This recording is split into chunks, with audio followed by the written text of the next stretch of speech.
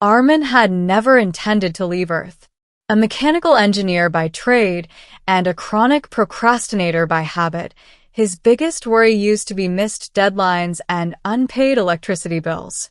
But everything changed the night the sky cracked open. It wasn't dramatic at first. No explosions, no fire. Just a quiet ripple, like reality itself had hiccuped. Armin had been on his apartment rooftop in Rahim Yarkhan, staring at the stars and muttering about how boring life was. "I swear," he had said aloud, chuckling to himself, "if aliens exist, they better come and kidnap me. At least that would make things interesting." The universe, it seemed, was listening. Within seconds, a beam of pale blue light descended from the sky, swallowing him whole. There was no time to scream, no time to process. Just a strange, weightless silence, and then darkness. When Armin woke up, he was no longer on Earth. The room he found himself in was vast, metallic, and glowing with a soft, violet hue. The walls pulsed faintly, as if alive. Strange symbols hovered in the air like holograms, shifting constantly. "Okay," Armin whispered, sitting up slowly. "Either I'm dreaming, or I've been abducted. You have been summoned." The voice was sharp, precise, and undeniably real. Armin turned and froze. Standing before him was a being unlike anything he had ever seen. Tall, armored, and radiating authority, the figure looked almost human, but not quite. Her skin shimmered faintly like liquid silver, and her eyes glowed with an unsettling calm. "I am Commander Zyra," she said, "royal bodyguard of Her Majesty, Queen Alindra of Vyrexia." Armin blinked. "Right," he said slowly. "Of course you are. And I'm late for work." Zyra didn't smile. "You spoke a declaration," she continued. "It has been recorded and verified." "A declaration?" Armin frowned. "What declaration?" Zyra stepped closer, her presence overwhelming. "You expressed a desire to be taken by an advanced extraterrestrial entity. In Vyrexian law, such a statement, when heard and acknowledged by a royal guard, constitutes a binding invitation." Armin stared at her. "You're joking." "We do not joke." Armin laughed nervously. "Okay, that's funny. Really funny. You almost had me." Zyra raised her hand. A holographic screen flickered to life, replaying his exact words from the rooftop.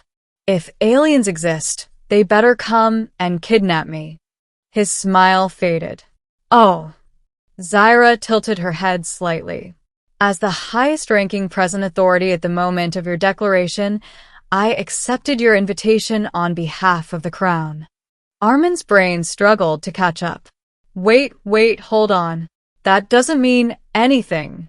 "I was kidding. Intent is irrelevant," Zyra replied calmly. "The law recognizes the statement, not the emotional context." Armin stood up, pacing. "This is insane. You can't just abduct someone because of a joke." "We can," Zyra said. "And we did." Middle, a human among the stars. Armin's attempts to argue, reason, and even beg were all met with the same unwavering response. The law was absolute. Within hours, he was escorted through the massive alien vessel, a floating city in space, far beyond anything humanity had ever imagined. Transparent corridors revealed stars stretching endlessly in all directions. Strange creatures moved about, each more bizarre than the last. "This is unreal," Armin muttered. "You will adjust," Zyra said. "Adjust?" Armin snapped. "I just got kidnapped by aliens because of a joke. How am I supposed to adjust?" Zyra paused. "You will find purpose," she said, her tone softer for the first time. Armin glanced at her. "You really believe that, don't you?" Zyra didn't respond. They eventually arrived at the throne chamber. It was breathtaking, an enormous hall carved from crystalline structures that glowed with an inner light. At its center stood a throne, elevated and imposing, and on it sat the queen, Alindra. She was unlike Zyra, where the commander was sharp and imposing. The queen was mesmerizing. Her presence filled the room, not with fear, but with something deeper, something ancient. Her eyes locked onto Armin. "So," she said, her voice smooth and resonant, "this is the human who summoned us." Armin swallowed. "I didn't summon you," he said quickly. "I made a joke." Alindra leaned forward slightly. "Your words carried intent," she said, "even if you were unaware of it. That's not how jokes work." "On your world," she replied. "Perhaps." Armin rubbed his face. "This is a misunderstanding. I didn't mean any of it. I was bored." Alindra studied him carefully. "Boredom," she repeated. "A dangerous state of mind." Armin scoffed. "Not dangerous enough to get me married off to an alien queen, I hope." Silence fell. Zyra stepped forward. "Your Majesty," she said, "according to the law, his declaration." "Yes," Alindra interrupted, her gaze never leaving Armin. "I am aware." Armin's stomach dropped. "Wait." Alindra stood. "The declaration binds you to the crown," she said. "And, by extension, to me." Armin's eyes widened. "No, no, no, no. That's not happening." "It already has," Zyra said. Armin laughed again, but this time it was hollow. "You're telling me I'm married to an alien queen? Because of a joke." Alindra stepped down from her throne, approaching him slowly.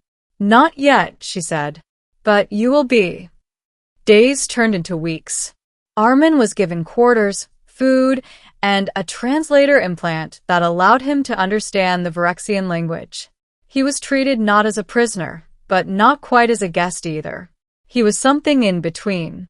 Something claimed. At first, he resisted everything. He refused to learn their customs, refused to participate in their rituals. But over time, something began to change.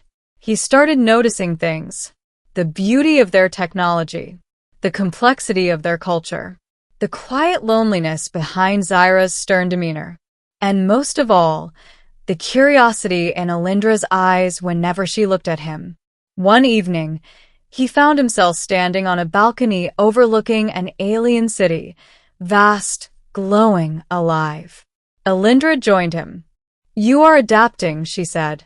"I don't have a choice," Armin replied. "There is always a choice." He glanced at her.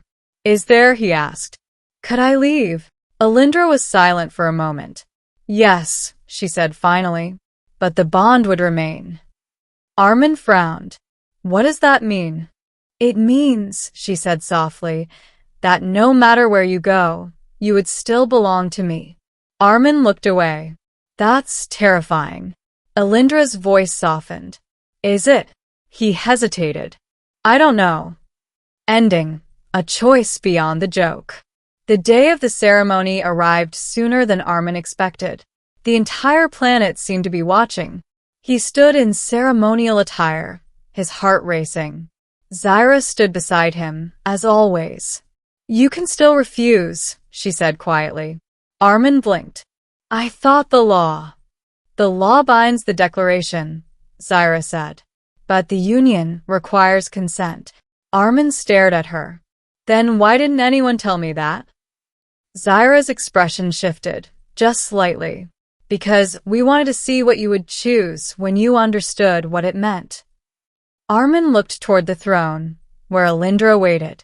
She wasn't forcing him. She never had been. Not really.